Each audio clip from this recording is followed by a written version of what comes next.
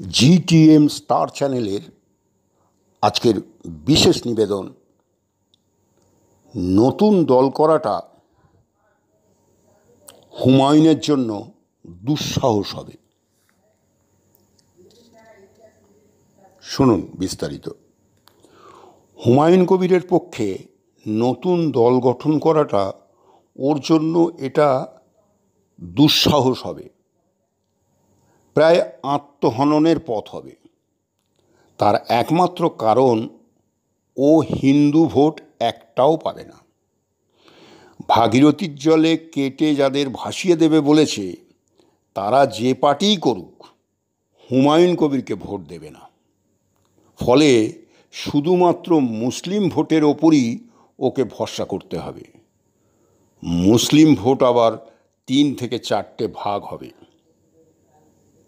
Majority মুসলিম vote যাবে তৃণমূলের দিকে, তারপরেই অধীরের স্থান। ওখানে তার নিজস্ব একটা ভোট ব্যাংক আছে।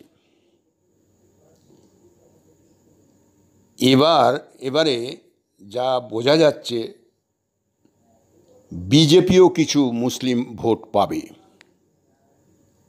তারপরে অবশিষ্ট ভোট যেটুকু থাকবে, সেটা নিয়ে আর যাই হোক ভোটে জেতা যাবে না। নতুন দল করাটা তো দূরের কথা।